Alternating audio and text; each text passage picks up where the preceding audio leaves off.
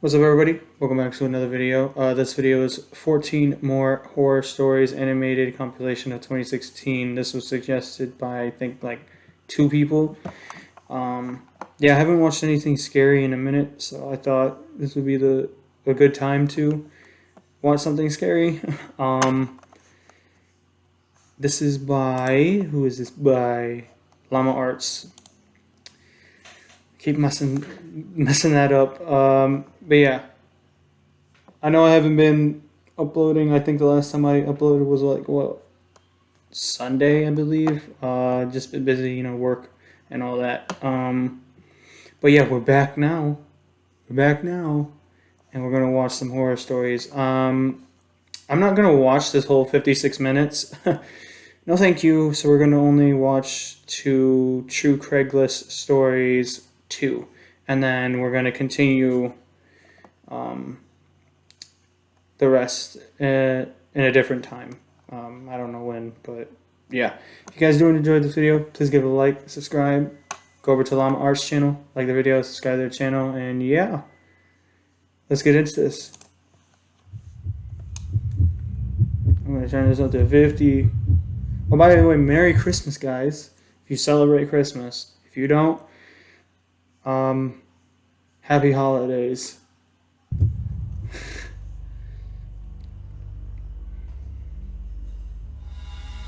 I was out doing a delivery one late night. Okay, well, you're loud as fuck in my ear. It was probably the longest drive I have ever taken for a pizza delivery. From the pizza place I worked at, it was a 20-minute drive, which isn't too crazy out where I live. Plus, they ordered 4 large pies, so I figured it was a party and I would get a much bigger tip. Navigating the dirt roads at night was always annoying, though. I pulled up to the given address.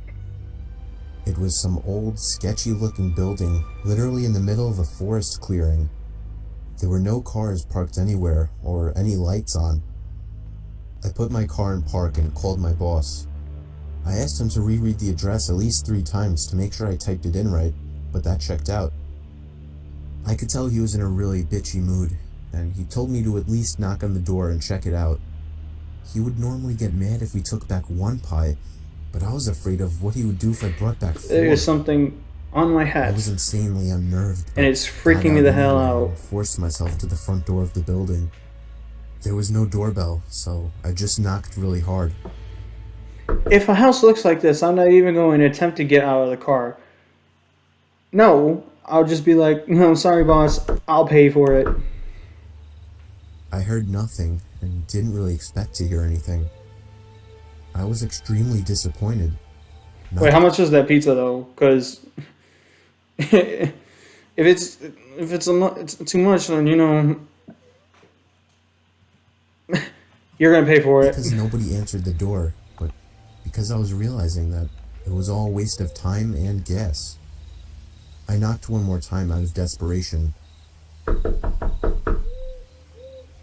and then began to hear some kind of rustling noises from inside of the building.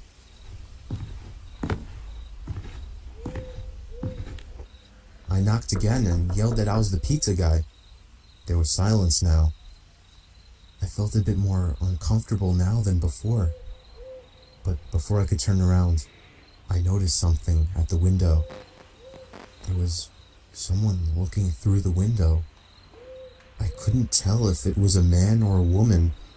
All I noticed were their eyes. Their eyes were open wider than I knew possible, staring. Whoa, it looks different on the screen that I'm looking at.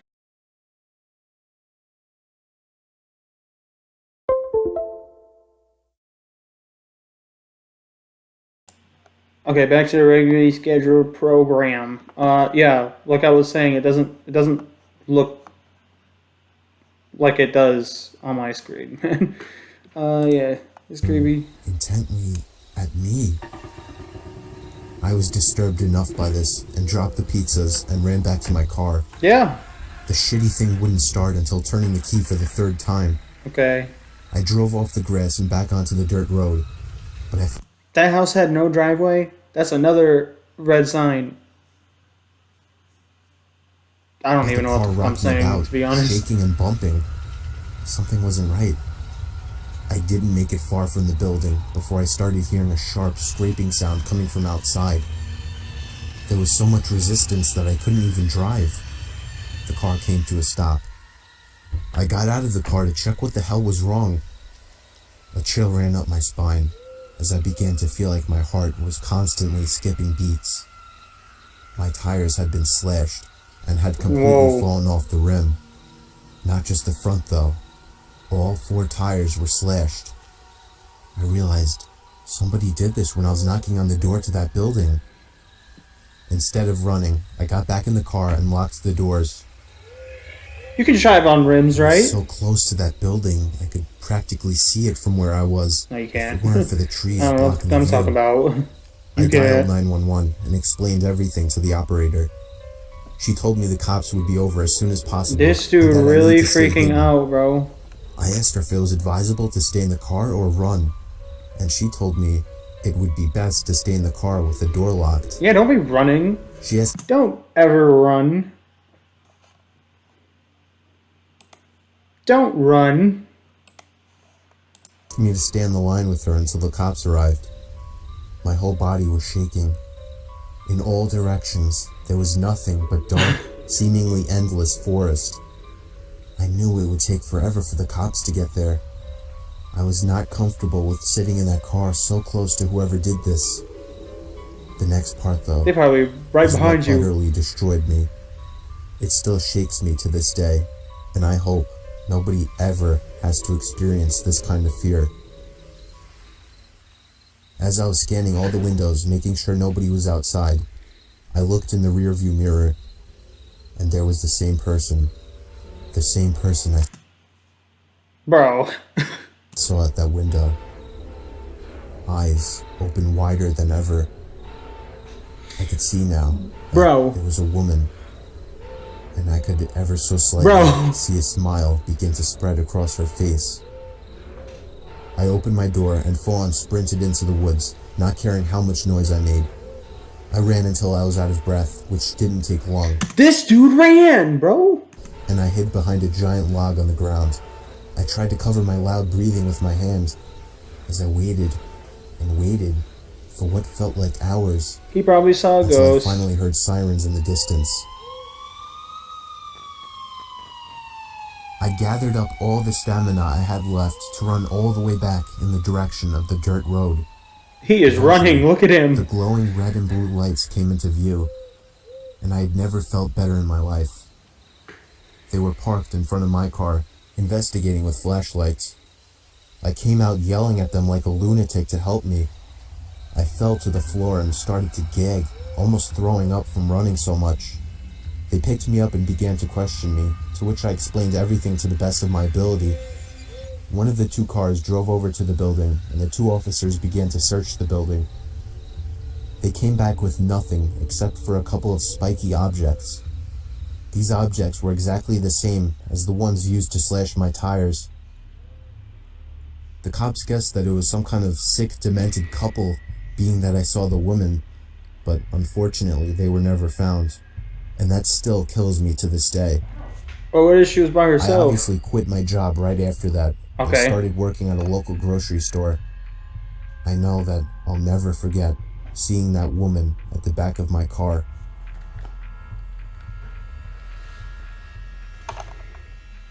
Did she just show up again, man? Oh my.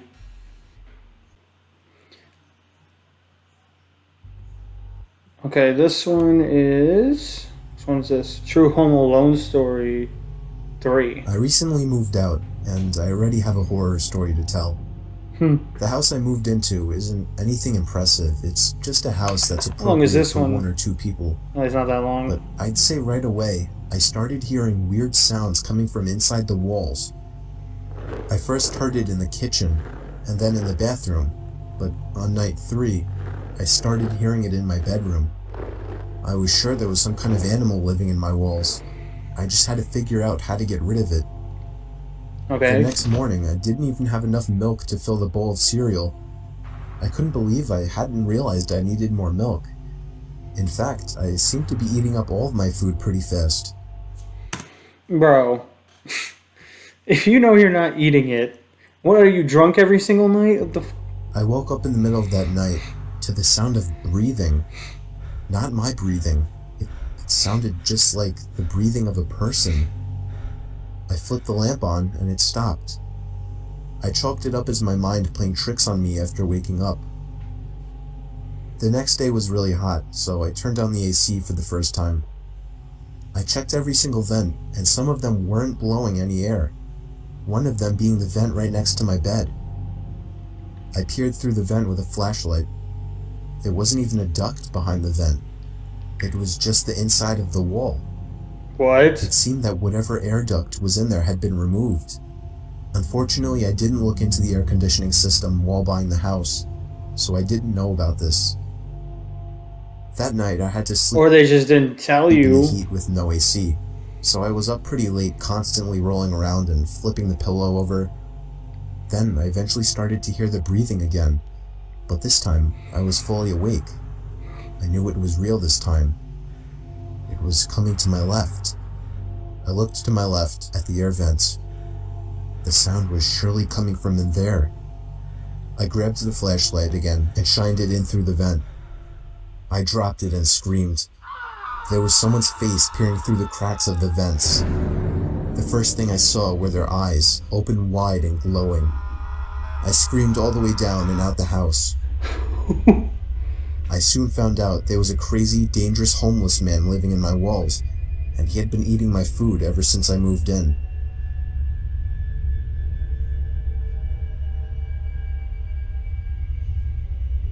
What the That was it? Okay. True hunting story. Okay. And then I was doing some night We got hog the hunting in the Craigslist. woods near my backyard. I was hiding in the tower I had built about a decade ago. In case anyone's wondering, I of course had a night vision scope attachment. I guess I'm what you would consider a hardcore hunter. I don't want to bore you with the unnecessary story prolonging details, so I'll make this short. And I want everyone to know that though I agree this story sounds far-fetched and crazy, it is nothing but the truth. And I in a way actually consider myself lucky that I'll always have such a horrifying story to share. So, while I was sitting in the tower waiting for movement, it finally came. I took aim and found the source. But it wasn't at all a hog, or any kind of animal I was expecting. It was a person, a man wearing all black. Black sweatpants, black shoes, and a black hoodie with the hood over his head. But that wasn't the freakiest part. He was dragging a sack behind him. My heart started racing. I was pretty sure I was witnessing this guy trying to shoot him, bro. Shoot him. bury a body.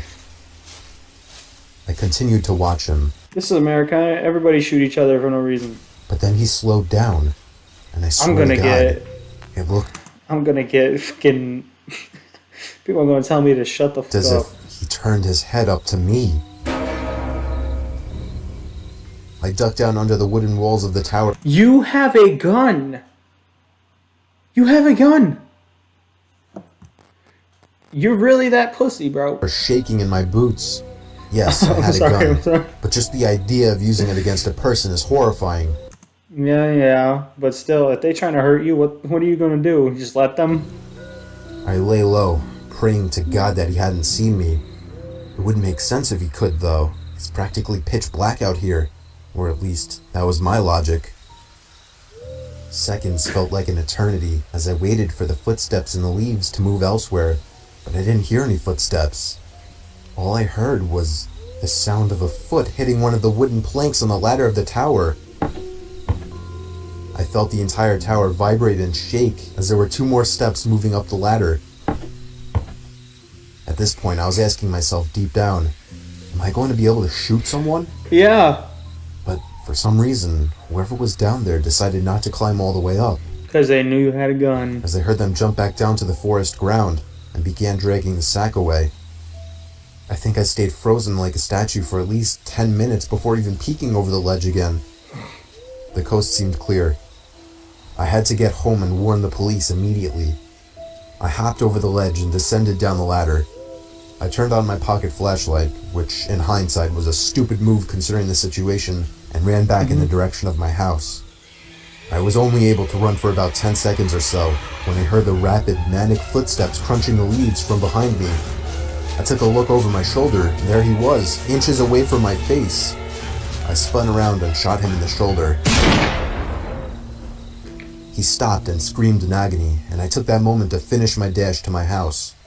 Again, in hindsight, I should have held him hostage somehow, but that doesn't even matter now. I would not bring you along for anything. I called the police, who showed up within 15 minutes. Look at this dude. He has a whole sniper rifle. With a whole search squad, and I led them all into the woods to the exact location where I shot him. There was a faint yet noticeable blood trail spilled onto the leaves, which led past the I'm not saying, kill the guy. I'm just saying, you could have, after that shot, you could have, tied him up. Bag, which the cops seized, and eventually right to the maniac, who was hiding under a log next to a tree. He was arrested and tried for the murder of Jinkwen Sakanaki, a Japanese corner store owner. I don't know the full story behind it, but I do know. Wait, is this I real? won't forget this one for the rest of my life. Did this actually happen? I'll also be telling it for the rest of my life. What is it? True. So this actually happened. Okay.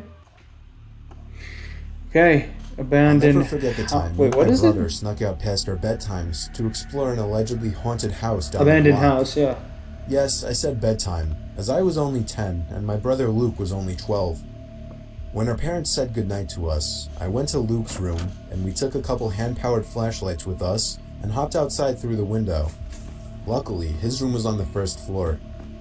Those hand-powered flashlights worked by constantly pushing in a little trigger that would create light inside the lens. They were noisy as hell, but they were convenient. Once we were outside, we just walked down the block, and in 2 minutes we were there. Look at this dude, Luke. He ready for anything, bro. He screamed. Outside, we just walked down the block. I'm not gonna say it. And in 2 minutes we were there. It was rumored by all the neighborhood kids. He screams, "I don't give a." The place was haunted. Everything about it was creepy. The older, more antique design of the house, the isolation from the rest of the houses, and the broken windows and rotting wood. It seemed perfect for a horror movie. We went around to the backyard. This Look like one of those dudes that say they about shit, but they're not about anything. was all my curious and confident brother's idea. I was scared shitless. The door was locked, as expected. I felt a bit of relief, thinking we might just go home, but my brother made a shocking move next.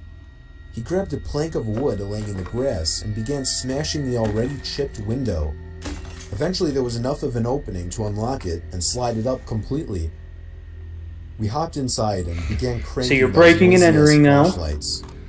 Immediately after entering the house, we both picked up on the fact that it was like 90 degrees in there, which was odd as it was a September night in the mid-70s.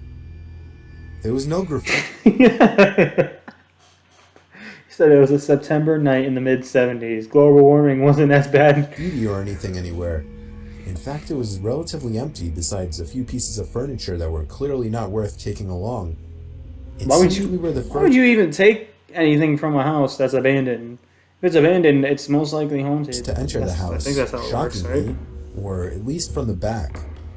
Unless you don't We went believe in upstairs to the main floor from the little den area and continued cranking the flashlights. That's when we heard the slightest crack in the floorboards from right above us. There's someone up there. We both jumped. Someone's up there. I tugged for Luke to leave, but he told me the place is old as hell. It's just house noises.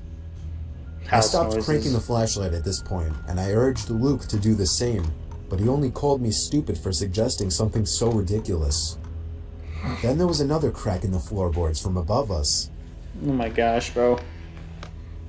He began walking upstairs. I didn't want to go up there, but I wasn't about to Look at how scared he is, bro. Look at him, bro. stay down there alone. I followed behind him to the upstairs. There was a door that led to a room right above where we were standing. I begged him not to open it, but he must have just wanted to be the big, tough older brother. He began to reach for the doorknob while still. He's tough until something happens and he ain't about anything. He'd probably push his brother down and run down the stairs. I was confused. I could see in the dark he was moving his ear up against the door, listening for something. Silence. Then, the most deafening, nightmare-inducing moment of my life. A single bang on the door from the other side sent my brother staggering into the wall in pain, covering his ear. We dropped the flashlights and ran straight out the back door and back home. We were so loud when we got back that our parents found us out. We told them what happened, but they naturally didn't care and grounded us both for a week. 2 nights later, I woke to the sound of something from outside my window. He said what? 2 nights later? 2 nights later, I woke to the sound of something from outside my window and a glare of brightness sneaking in through my slightly opened blind. I sat up, and my heart sank when I realized it was the sound of the crank to my flashlight. I stood up and looked out the window, and that's when it stopped. There was nothing but complete blackness out there after that. Bro. I woke the next day barely remembering what happened, and I still hope today that that part was just a dream. Is something gonna pop up? Okay, good. Okay. Last one, y'all. Last one. How long is this? This story one? took place a long time ago, back in 2002. Damn, this one 10 when minutes. Craigslist was in its early years. Many wouldn't know, but back in those days, Craigslist was a lot different. It was a lot more so an online garage sale, or just a place where people would list old things that still had some value that What kind of computer is this? Sony. they were willing to give away. I got a basketball hoop, a hockey net, and a spoiler for my car, all free in perfect condition in that same year. You'd be lucky if you found something like that these days. Right. Anyway, me and my son were dying to buy a hockey net so we could practice in the cold. Wait, is this the same kid from the last we lived in. story? For the record, this was before I got that free one I mentioned. Wouldn't you know it, on Craigslist there was an ad for a slightly used regulation-size hockey goal for only $50. It came with a puck and 2 slightly used hockey sticks. I still have a picture of that ad to this day. It seemed like the perfect deal, but he lived That's the same kid, bro. about 2 hours away. Things just keep happening to I this. called the number he had these listed, people, bro. and he sounded pretty normal on the phone. He had a pretty deep, dark voice, but nothing that would be off-putting. I remember his voice being a bit emotionless. He agreed to meet halfway due to the distance, said he'd put the stuff in the back of his pickup truck. He said he could only come after he got off from work though, which was much later in the day, way past dark. We agreed to meet at some rest stop off the highway. You mean me in the My day son, who was 11 with a at lot the of time, people, took my or wife's we ain't meeting minivan, at all. the only car that would be able to fit that huge thing. Within an hour, we were at the truck stop, which was empty at this hour, but was decently lit by 3 big light posts. Wait, you need a whole battery and an oil. Is that oil change? Is that oil change light? I don't know. I parked right under And one gas. of the lights You and waited. up. A pickup truck pulled in off the highway. You got $50 to pay for a hockey thing, but you can't. Right on time. He stopped right in front of me. I went over to his window, but then noticed there was nothing in the back of his truck. "You Steve?" he asked me. "Yep, that's me," I said. "Alright, my buddy's bringing in the stuff with his truck." The guy pulled up behind my car and put it in park. I suddenly had a bad feeling. Then leave. I told my son to get back in the car and lock every door except mine. Or just 2 more leave. pairs of headlights came off the highway into the lots, surely enough pulling up next to me. And, not surprisingly at this point, there was no hockey equipment in either one of them. My heart was racing. I was worried. Not for me, but for my young son who I for some reason brought with me on this trip. A group of large men mixed with heavy-set and muscular physiques stepped out of the 2 pickup trucks behind the first one. They eyed me from head to toe, giving that typical intimidation. Look at these dudes, bro. Oh my gosh. Then this bald guy wearing sunglasses said in a deep voice, "Where's the money?" I instantly pulled out my wallet and handed it to him, begging him to just let me and my son go. He pulled out like $100 and was pissed, expecting more. He then sent 2 of his goons or whatever to get my son. At this point, I screamed and begged for him not to take him. One of the men broke Well, you didn't. You had the chance to leave, bro. the glass to the minivan back door, and I vividly remember the disturbing, heartbreaking screams of my young son. What happened next was what I can only explain to be a miracle from God answering my prayers. A car was entering the lot from off the highway. All the men stopped and turned to look at it. As it got closer, my heart literally dropped in excitement as I saw it was a police car. The lights suddenly began to flash as he got close enough to see what was going on. All of the men were back in their trucks within seconds, speeding off down the highway. Well, at least 2 of them. The truck in the back was caught immediately by the police car, and backup arrived shortly. I explained everything to them, and they got the men that were caught to rat out on the others surprisingly quickly. I guess luckily the guys in the back truck weren't very loyal to whoever their leader was, if they even had any type of leader. Believe it or not, I had a police escort all the way home to make me and my son feel safer. I don't want to get into all the legal stuff, but I'll just say that all of those men... Your window broken in the back seat, and your wife finna be pissed. Except for one was caught, and I'm pretty sure that was the driver of the first pickup truck. Needless to say, my Craigslist days weren't over at that point, but I have always been much more protective of my son, and much more cautious of Craigslist meetings since then. Okay. And then we got the next Craigslist story.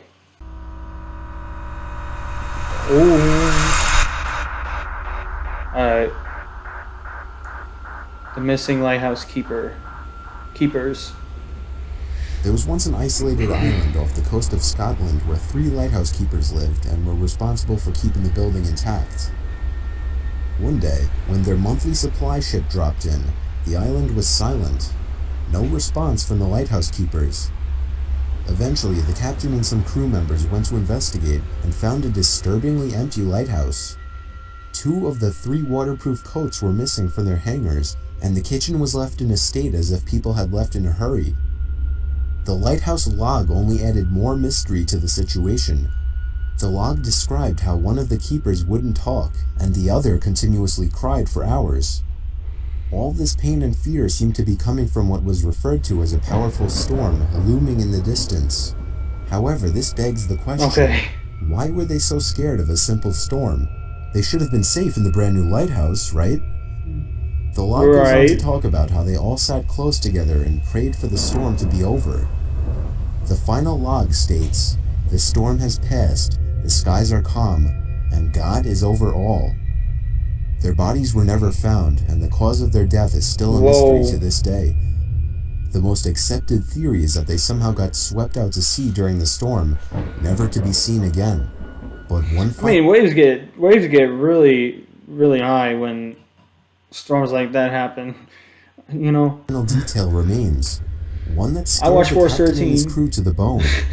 The powerful storm described in the log didn't exist. There were no storms reported in the area. In fact, the skies were calm all day. That day? Whoa. I thought the thing ended. I was like, what the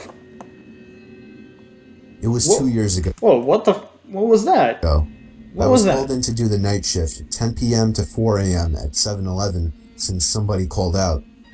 The store 10 p.m. to 4 a.m. located on a busy road in a rather quiet and rural area. During the night shift, you could expect anywhere from 10 to 20 people come in to buy a beer or something else. This one particular night, there was this one guy, mid-20s, that came in. He started making weird noises, like loud yelling noises. I assumed he had some kind of mental disability. In fact, my brother has a mental disability, so I immediately felt he scared the fuck out of me. Sympathy for the guy. He walked up to the counter without any items, with his head facing me, but his eyes were looking up at the ceiling.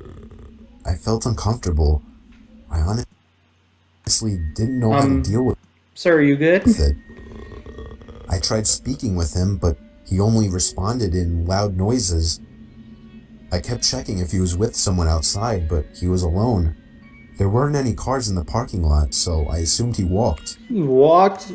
He stood there for so long, looking up at the ceiling and He making looks like a noises, that I zombie. tried to get him out by handing him a bag of chips and telling him he can go. I tried finding some kind of number to call for someone to help him. Then, out of nowhere, he finally turned around and walked out of the store. I felt so What was horrible that? for the man, but at the I would have been confused. same time, I I'd be felt a like, bit creeped out. what? About an hour later, the phone on the counter rang. I picked up to hear the familiar yelling sounds of the man from earlier. It caught me off guard. I didn't know what to think, other than this has to be some kind of prank. I hung up on them and was now becoming paranoid of my surroundings, constantly checking the outside through the windows. Come 4 o'clock, the person working after me came in, finally allowing for me to go home. It wasn't my problem anymore. I got home and threw all my stuff on the table, ready to get to sleep. But my phone rang within a minute after entering the door. I felt a chill run down my spine. Why would someone be calling at 4 a.m.? For real? I could only imagine it was bad news. I braced myself and picked up the phone to hear the man again. I felt sick to my stomach as I listened to the loud noises he made. I struggled to slam the phone to the receiver. All night, I felt like I was being watched, even with all the blinds shut. And I could swear I heard strange noises coming from all over my house. I refused to get any sleep until the sun came up. Weeks passed and I had forgotten about the incident, until one day, when going into the basement for the first time in a while, I found that papers had been scattered all over the floor. And when I went into the basement closet, I found writing on the walls. 7-Eleven had been written in Sharpie on the wall, along with the address to the 7-Eleven I worked at and my house address. The most disturbing part, I also found various kitchen knives, along with a large pocket knife sitting in the closet. What started out as seemingly just an innocent person, turning into something of a prank. We both got the face, bro. What started out as seemingly just an innocent person, Both got the face. turning into something of a prank, ultimately turned into something much more horrifying. He had been living down there for God knows how long, and I'm just grateful that, for whatever reason, he changed his mind and left, because I haven't seen or heard from him since. You sound you sound sad about it though. Is like what that the man is dangerously ill. All right. Well, this was a this was a ride, I guess. Yeah. Out of these 4 stories, or no, 6 stories, I believe. I think it was 6. The scariest one, bro. Probably this one, bro. Having somebody in your house. Yeah, we'll continue the rest of these in another video. I don't know when it's gonna happen. It probably by how I am, it's probably take another month. But yeah, if you guys do enjoy this video, please give it a like, subscribe. Go over to Llama Art's channel, like his videos, subscribe to his channel because he's really good at narrating, and the animations is that Llama Art's narrating or is that somebody else narrating and then the animation is Llama Art's? Let me know. But yeah, if you guys did enjoy this video, please give it a like, subscribe, go over to Llama Art's channel, like his video, subscribe to his channel, and yeah, I'm out. This is